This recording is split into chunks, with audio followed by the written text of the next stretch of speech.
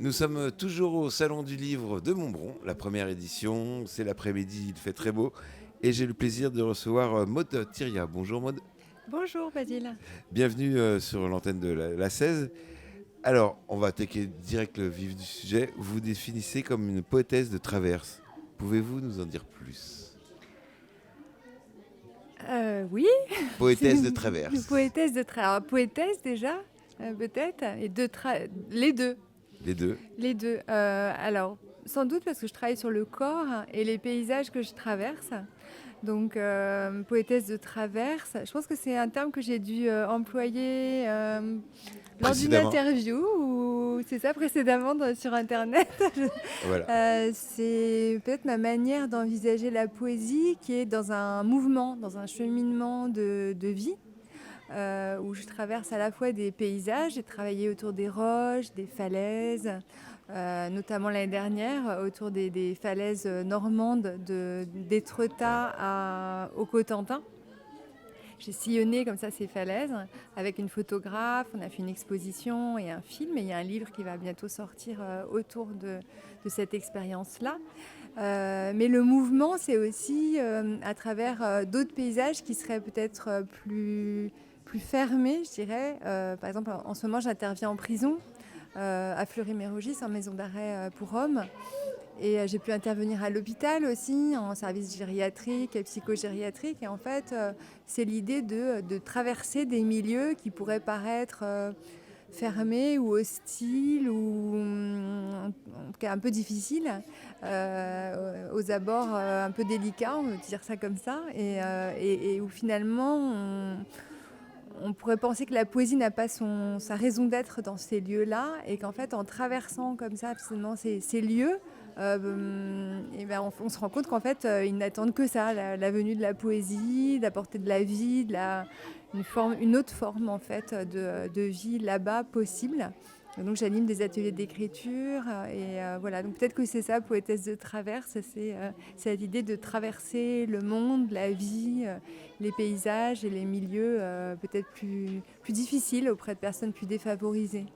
Vous y faites dans les hôpitaux, en prison, à Fleury-Mérogis, vous y faites de la lecture, des ateliers d'écriture? Alors les Qu'est-ce que deux, vous y faites? c'est ça. Alors les deux, en fait, l'atelier d'écriture, enfin ce qu'on nomme comme ça, en fait, j'arrive avec des textes pas forcément mes textes d'ailleurs, assez rarement les miens, Ouais.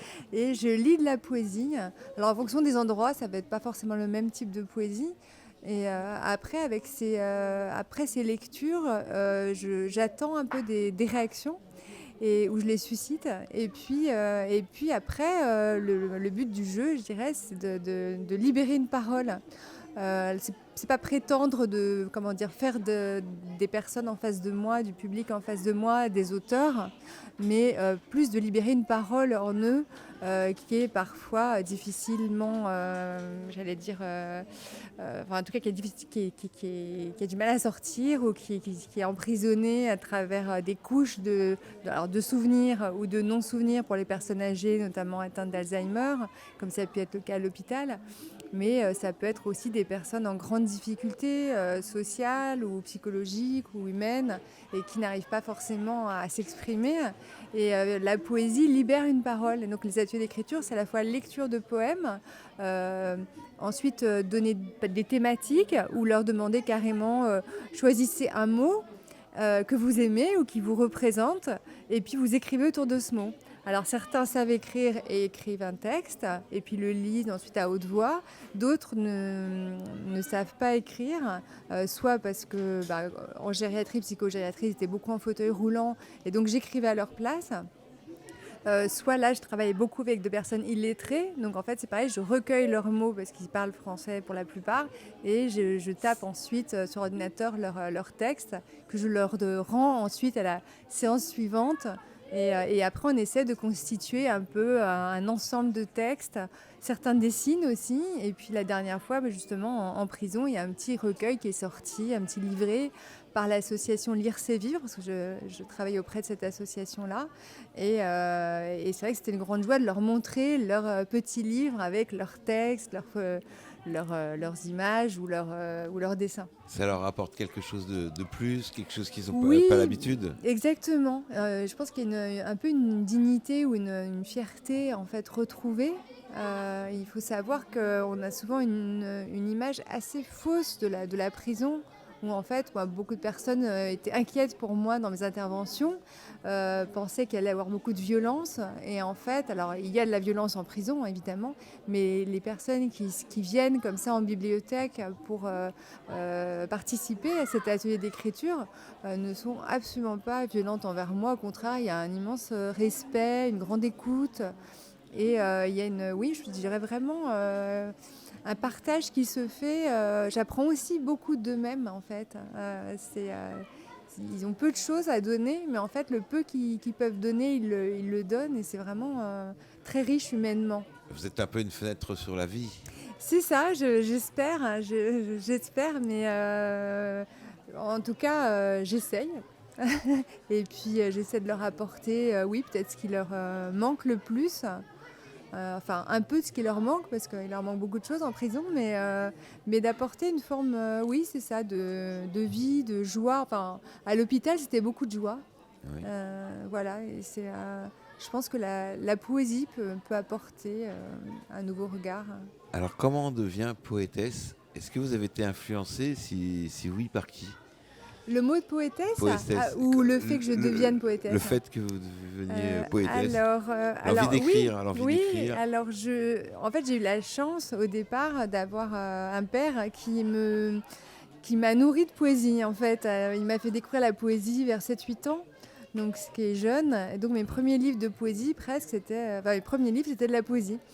Quels auteurs, par exemple? Alors, des auteurs très variés, parce qu'en fait, c'était une collection qui existait en folio, où en fait, il y avait par thématique plein d'auteurs classiques et moins classiques, plus modernes. Donc, ça pouvait être, je sais pas, les saisons en poésie, les oiseaux en poésie. Je ne sais plus, la ville en poésie, enfin voilà, par thème. Et il y avait plein d'auteurs différents. Ça passait d'auteurs, ça pouvait aller du Moyen-Âge à nos jours presque. Enfin, pas beaucoup de contemporains, mais quand même des modernes. Et donc j'ai pu découvrir aussi bien Rimbaud, Apollinaire, que du Bellay, ou voilà, des auteurs très très différents. Et puis ensuite, j'allais de moi-même chercher dans la bibliothèque de mon père des livres qui m'inspiraient, dont la couverture m'inspirait. Voilà, enfin je sais pas, il y avait vraiment quelque chose qui était né de ça. Et après, assez vite, en fait, je me suis mise à écrire de la poésie. Parce que c'était la forme qui me venait naturellement, vu que j'avais commencé à lire de la poésie, j'ai écrit de la poésie. Mais par contre, j'ai attendu assez longtemps pour montrer ce que je faisais. Au début, vous écriviez J'écrivais. comme ça sur Voilà, pour moi, j'allais dire, la- il y a beaucoup d'ados qui le font aussi, Oui. hein, c'est assez fréquent, Comme le comme journal un journal intime. intime. Moi, c'était plutôt de la poésie, pas tellement journal intime, mais je montrais pas tellement. Et finalement, oui, il a fallu attendre. J'ai commencé à surtout montrer, alors un peu en revue, dans les années 2000, enfin au début des années 2000. Et puis après, j'ai un peu arrêté et j'ai vraiment remontré davantage mon travail en 2016 en revue. Il y a beaucoup de revues de poésie, des revues littéraires, des revues de poésie qui existent, où on peut envoyer des textes qui sont oui ou non retenus. Enfin. Et puis comme ça, j'ai publié dans une vingtaine de revues. Et ensuite, j'ai envoyé mon premier manuscrit en 2016 ou 2017. Enfin, il a été publié en 2017. Et j'ai eu de la chance que finalement, c'est la première personne à qui j'avais envoyé qui l'a pris. À la première personne à qui En fait, j'étais. oui, enfin, j'avais envie que ce soit eux parce qu'ils travaillaient avec un artiste. Et en fait, j'avais assez envie de cette collection donc c'était chez Ancrage & Co comme éditeur, qui travaillait au plomb encore avec des caractères au plomb. Donc c'était à l'ancienne. En fait, les vieilles linotypies au plomb, c'est des vieilles machines, des Heidelberg, où en fait il y a encore des lignes de plomb et on passe le texte au rouleau, l'encre sur ces caractères de plomb. Donc c'est des beaux livres qui sont presque des livres objets au plomb, avec à chaque fois un auteur, enfin un poète ou une poétesse et un artiste. Et j'avais choisi Jérôme Vincent qui faisait des très belles encres. Et voilà, donc mes deux premiers livres sont édités chez Ancrage & Co, toujours avec ce même artiste.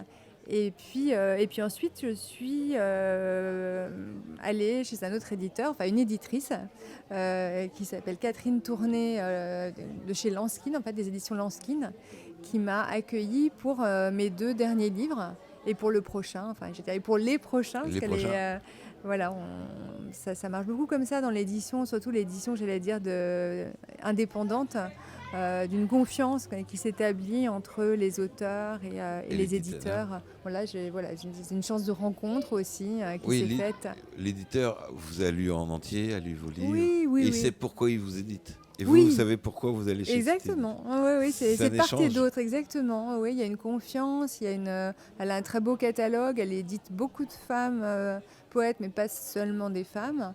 Elle a un catalogue très beau et d'une grande ouverture, avec des voix très différentes. Donc j'aime beaucoup voilà, sa manière déjà d'éditer, de penser. Et puis humainement, je l'aime beaucoup. Donc c'est un tout. Hein, et je pense que ça fonctionne des 2 côtés comme ça. Et elle me fait confiance aussi, elle continue avec moi. Donc c'est une bonne chose. Euh, Vous faites souvent des livres pour les empêcher, des lectures pour les empêcher. C'est quoi un empêché pour vous? Bah, c'est un petit peu ce que je disais tout à l'heure. En Oui, fait, c'est vraiment quelqu'un qui est comme empêché de parler ou empêché dans son corps ou dans son cœur. Enfin, je dirais, voilà, il y a différents types d'empêchements. Ça peut être un handicap physique, justement les personnes âgées, ça peut être un handicap physique ou aussi psychique, dans le cas d'Alzheimer. En prison, je dirais que c'est un autre type d'empêchement. oui. C'est vrai que je pense avoir sans doute subi des empêchements, en fait, empêchements de parler, de m'exprimer librement. Enfin, C'est un exutoire, et la oui, poésie? je pense que enfin, pour moi, c'est vraiment une chance d'avoir trouvé ma forme, j'allais dire, d'expression. Parce qu'en fait, à partir du moment où on est artiste, le fait de trouver. Enfin, j'ai aussi fait du dessin, hein. Par ailleurs, j'ai tracé des cordes que j'ai exposées. Et je pense que oui, c'est salvateur, en fait, vraiment de trouver un mode d'expression qui passe par l'art, que ce soit par de la musique, de la peinture, de la danse ou de l'écriture. Je pense que c'est une chance d'avoir un moyen d'expression qui nous sauve d'un empêchement. Enfin, c'est ce que j'appelle l'empêchement. Ça a un sens assez large, hein, mais Oui, on est tous sans doute un peu empêchés. Hein, par de la et même société, encore, oui. oui, voilà, par la société, par nous-mêmes aussi. Donc, On qu'est-ce qu'on s'empêche volontairement. s'autorise? Oui, oui, on se limite, on Exactement, s'auto-censure. bien sûr. Ouais, Euh, ouais. Vous, dans l'écriture, ça vous apporte quelque chose. Qu'est-ce que ça vous apporte d'écrire?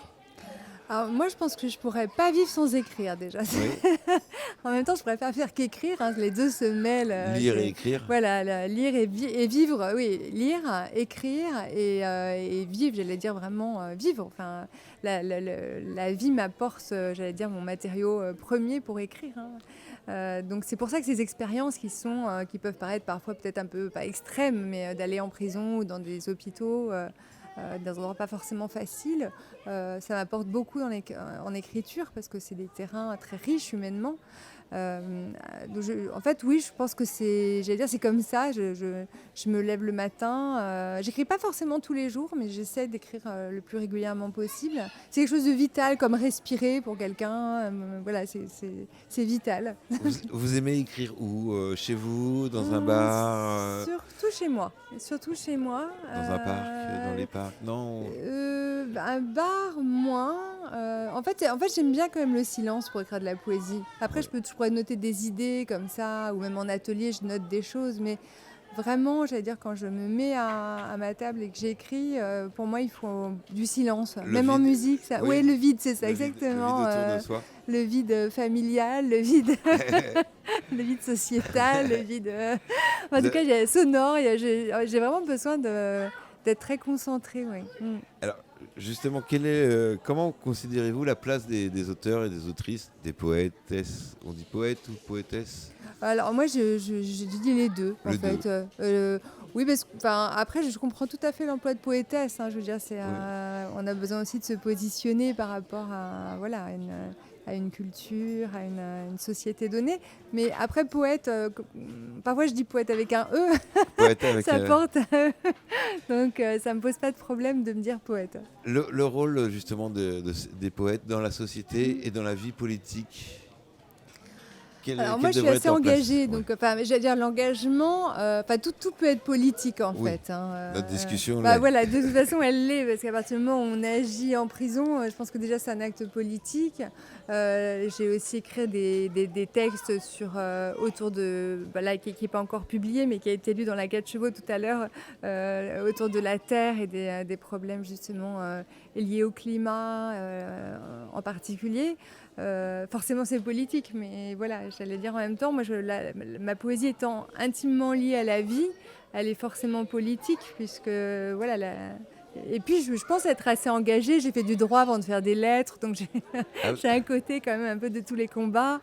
Je suis en train de traduire des poèmes afghans en ce moment, sur la scène de la Maison de la Poésie. J'avais monté un spectacle de poésie afghane féminine.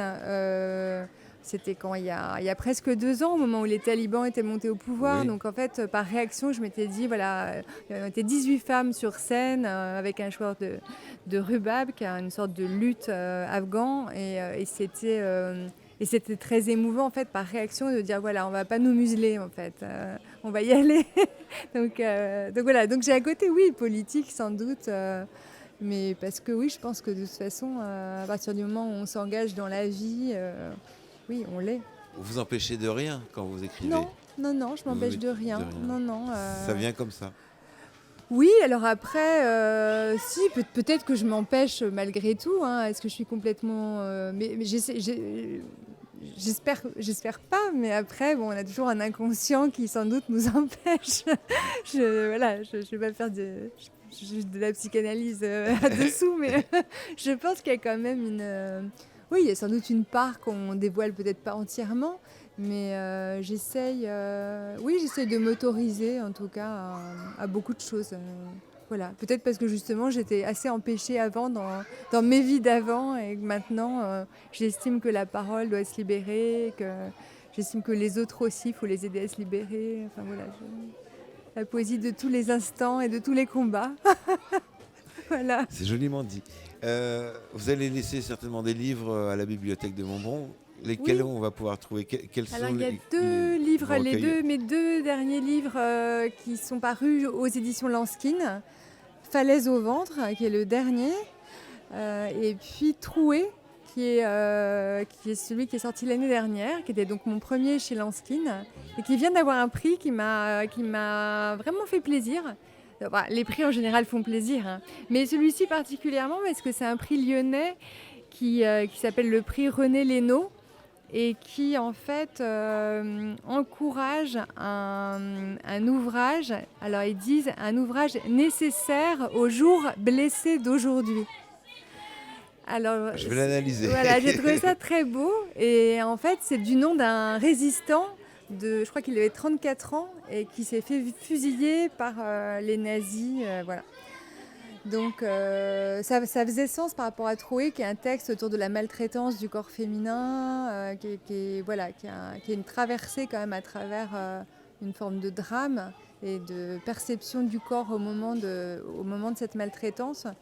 Donc on me donne un prix pour ce texte, m'a touchée. Très bien. Voilà.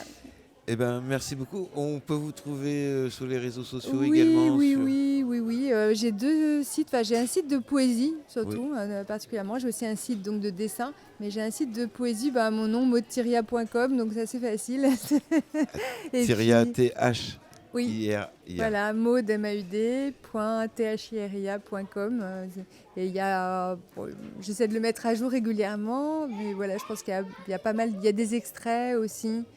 Et ça renvoie vers des sites qui ont pu écrire soit des entretiens, soit mettre des extraits de poèmes sur leur site. Donc ça permet d'avoir une vision un petit peu plus approfondie de mon portrait. Très bien. Je vous remercie beaucoup, Maud, d'être venue derrière les micros, Non, mais merci les à micros vous. de C'est la vrai que radio. Je suis pas que devant. Vous parlez de celui que vous voulez. Et on vous souhaite une Je très crois bonne... que mon cœur est à gauche. Voilà, si vous voulez parler avec le cœur, c'est à gauche. Et sinon, voilà. On vous souhaite une bonne après-midi à Merci. Montbron. Profitez bien du beau temps et de la belle ambiance qui se Merci à régale. vous de votre accueil. Et même merci à vous d'être venu. Merci. Bonne journée. Bonne journée. Au Au revoir. revoir.